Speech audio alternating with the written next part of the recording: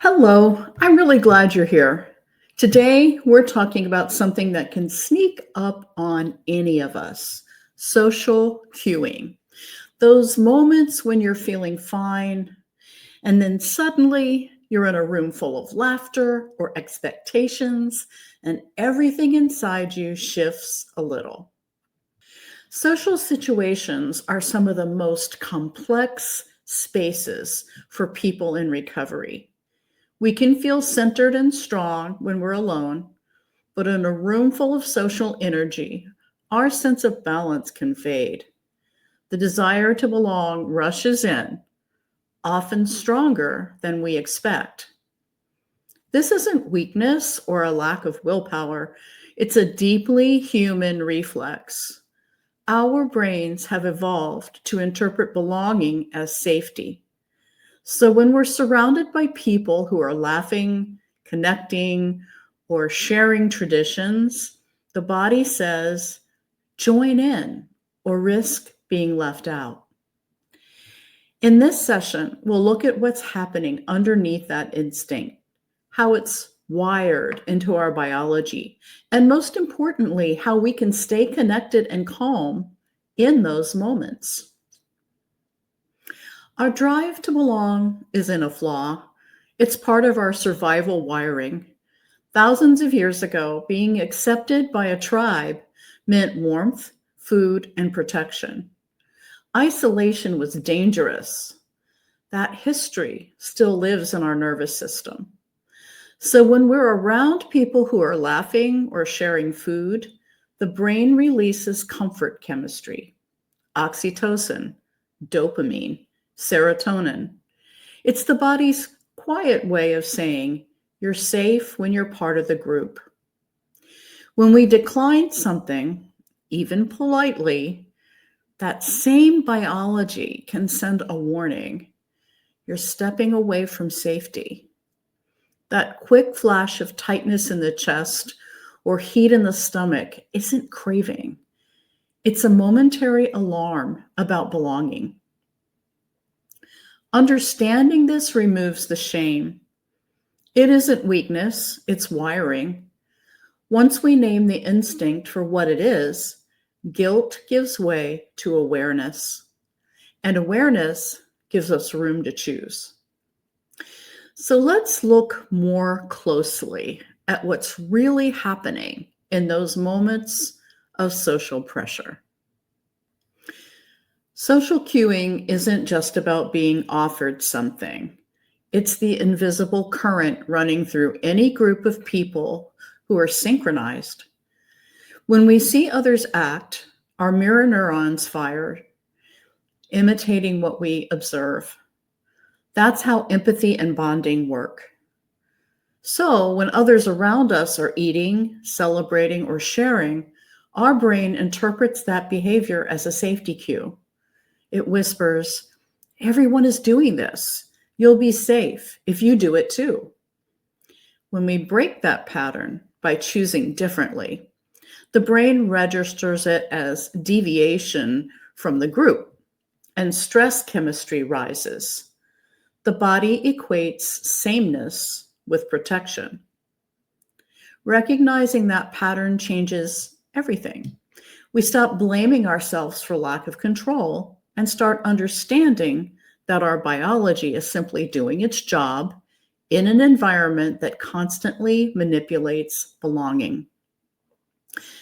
Now that we understand the science underneath, let's explore how the pressure actually feels inside the body.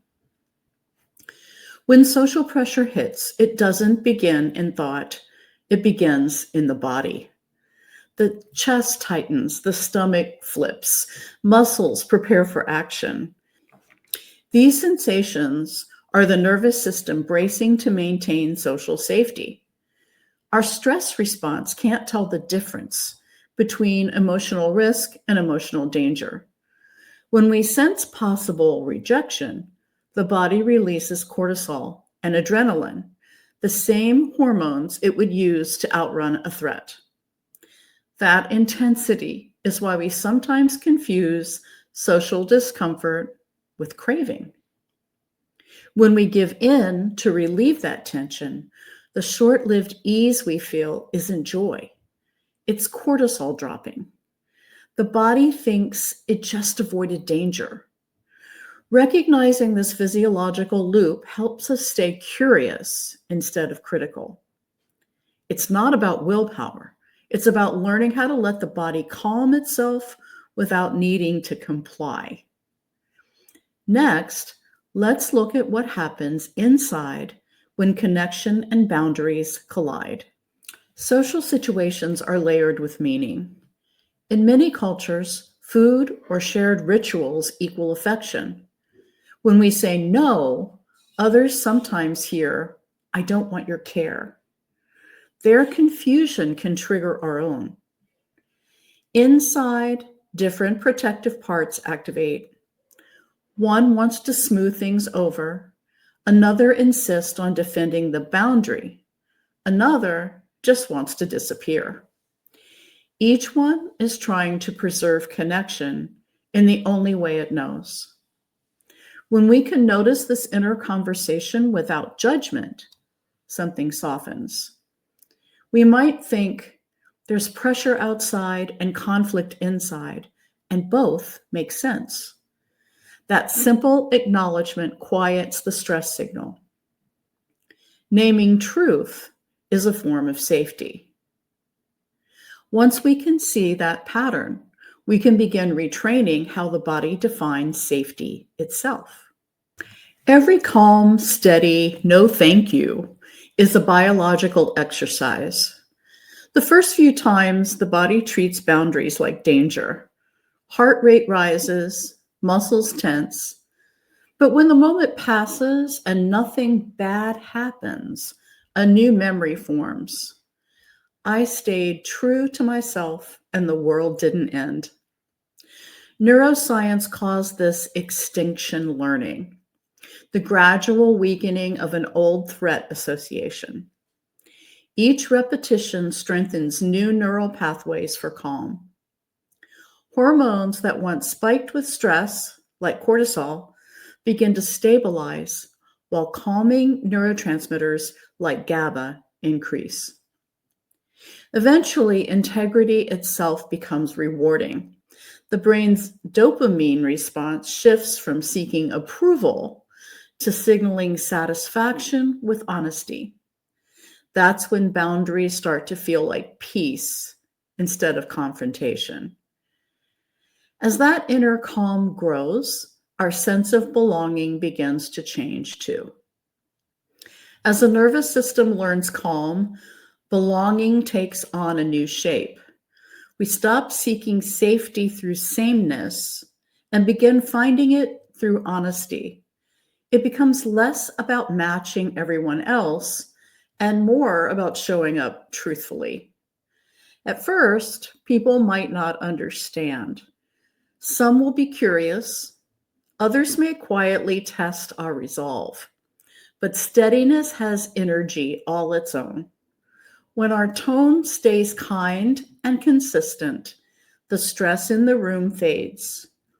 Even without words, the body language of calm communicates, "It's safe here." Eventually, those around us begin to relax too. They feel that we're not rejecting them. We're simply at peace. Connection built on honesty outlasts the fragile kind built on imitation.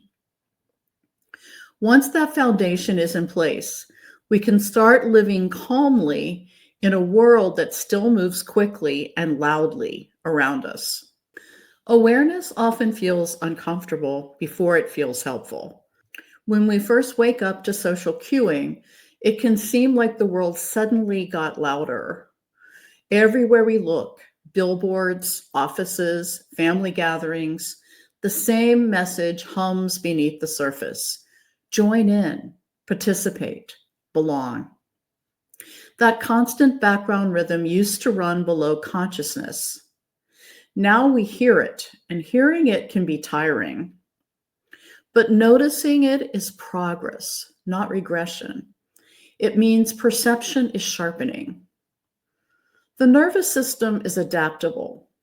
When we repeatedly pair social situations with steady breathing and authentic connection, new patterns form. Calming hormones like oxytocin begin to appear sooner, while stress hormones fade faster.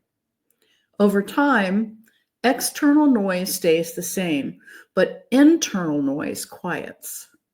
We stop absorbing the environment and start influencing it instead. Sometimes, though, the triggers are so subtle we barely notice them until we feel their pull. Not every trigger announces itself.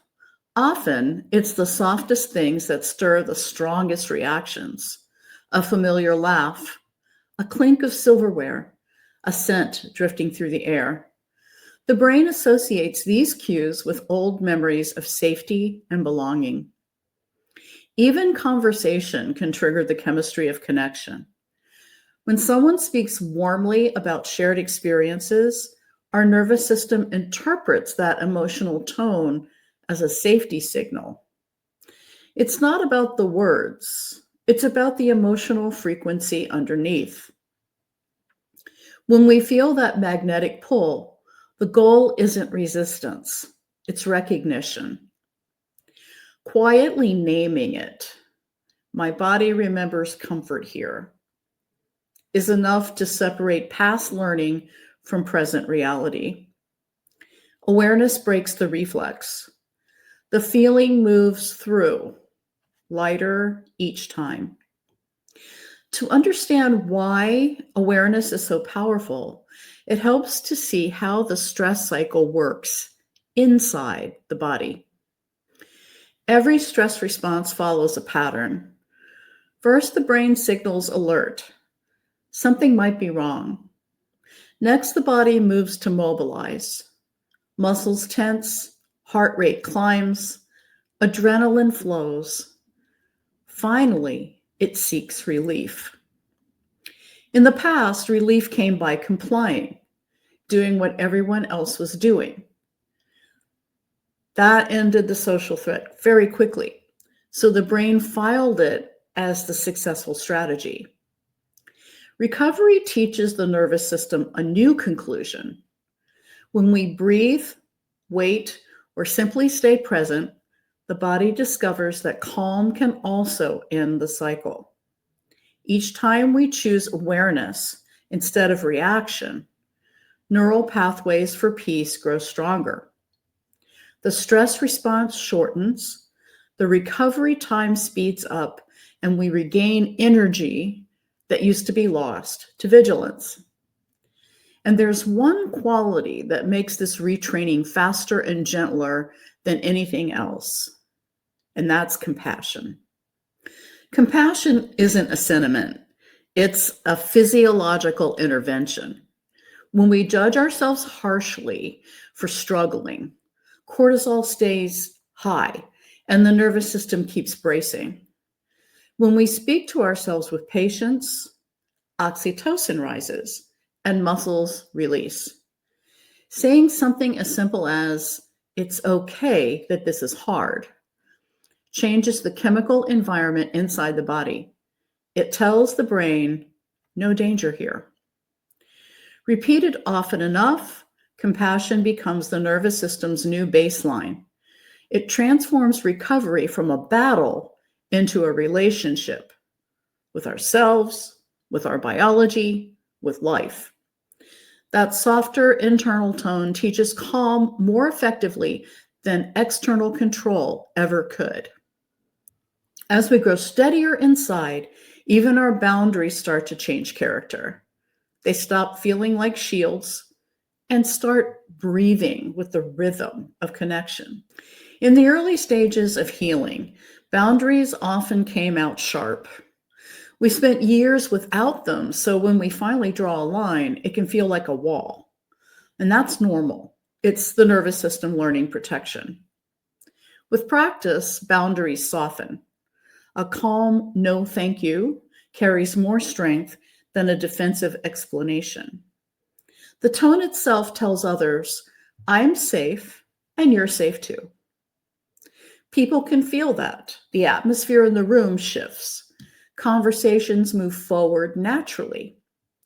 Each peaceful boundary rewires the old association between protection and isolation. We learn again and again that safety and kindness can share the same breath. Still, not everyone will understand this new steadiness right away, and that's an important part of the learning curve. Not everyone around us will understand the changes we're making. Some might tease lightly, others may push more directly, and a few could take our choices personally. Their reaction often has little to do with us. It's their own discomfort surfacing. When someone sees us act differently, it can stir their anxiety. If you're changing, do I have to change too? That unspoken question fuels much of the resistance we feel in social settings. The most effective response is neutrality, a calm tone, relaxed shoulders, steady breath. We don't have to defend or explain. We can simply stay kind and firm. This not only keeps our nervous system steady, but also regulates the other person's. Calm is contagious. Within moments, tension often dissolves. As others begin to adapt to our steadiness, something deeper starts happening inside us. The body begins to trust itself again. At first, self-trust feels fragile. We may wonder, can I really stay calm next time? But the body learns through repetition, not logic. Each time we remain steady in a stressful moment, the nervous system updates its expectations. Eventually, those moments of calm start to stack up. The heart rate stays steady, even in noisy rooms. Muscles don't tense as quickly. We find ourselves laughing, talking, and engaging fully while still honoring our boundaries. This is how confidence is built, not through positive thinking, but through lived experience. The body realizes, I can handle this. Once that realization settles in, the world feels less threatening and more open. With that internal trust forming, something beautiful begins to shift. The reward chemistry itself starts to realign. Each time we act in alignment with our values, the brain records that coherence as a reward. Dopamine, the same neurotransmitter that once responded to external approval, now fires when we experience integrity. That's why peace starts to feel physically satisfying. A deep breath, a relaxed jaw, a small smile from nowhere. Over time, these micro moments reshape the reward network. The brain learns that internal harmony is a better payoff than temporary relief. As this continues, our motivation changes. We stop chasing external acceptance and start savoring internal calm. Peace becomes self-reinforcing. It produces its own chemistry of contentment. With the inner system reorganizing this way, life begins to feel different, even though the world hasn't changed at all. Eventually, recovery stops being something we do and becomes the way we live. We walk into gatherings, workplaces, and celebrations with a sense of steady readiness. The same situations that once triggered anxiety now serve as gentle practice grounds. Stress still stirs. The body's old reflexes don't vanish overnight, but they no longer dominate the moment. A deep breath, a small pause, and balance returns. Others begin to notice. They might not know the neuroscience, but they feel the difference. Calm energy has weight. It quietly resets the rhythm of the room. Just by holding our own center, we create a small field of safety that others can sense. That new steadiness also brings a clearer view of the world itself. especially the ways our culture uses belonging as a tool of persuasion. Once we regain internal stability, we start seeing patterns that used to be invisible. Advertisements, traditions, even casual conversations often use the language of belonging to promote conformity. Everyone is doing this, so should you. Marketers and social systems know that the relief of fitting in feels like safety, even when it isn't. They study those micro moments of social tension and design cues that promise to soothe them. It's one of the most powerful psychological levers in the modern world. But awareness disarms manipulation. When we can name what's happening, this is the belonging reflex that used to sell comfort, the spell breaks. We don't need outrage. Clarity is enough. The nervous system stays neutral. The craving fades, and choice returns. As we release those external pressures, a new kind of connection begins to emerge, one built on honesty rather than imitation. Defending against social cueing isn't isolation. It's rediscovering real connection. When we stop chasing approval, our relationships start to reorganize naturally. Some people do drift away, but others draw closer. The ones who stay are those who resonate with honesty. Conversations feel lighter because there's nothing to hide or defend. Shared laughter comes from truth, not performance. These are the interactions that leave us replenished instead of depleted. Sometimes that shift brings a temporary loneliness, the quiet that follows letting go of imitation. But that space isn't emptiness. It's the open air where authenticity breathes. New relationships appear there, ones rooted in respect and genuine care. With these new ways of connecting, the nervous system reaches a stage where defense turns into ease, where peace no longer feels fragile, but earned. There comes a point when defending against social cueing no longer feels like defense at all. What once required effort becomes second nature. The body now recognizes that calm is not weakness, but safety. In the early days, awareness felt like work. Every decision required thought and care. Now it feels like breathing. The nervous system trusts itself to stay balanced, even when surrounded by pressure or misunderstanding. That's the turning point, when peace stops being fragile and becomes reliable. It's not something we hold on to tightly. It's something that flows through us naturally. We stop monitoring every situation for risk and start inhabiting life again. Self-trust anchors this freedom. The knowledge that I can stay steady allows the body to move through the world without fear of losing control. It's not perfection.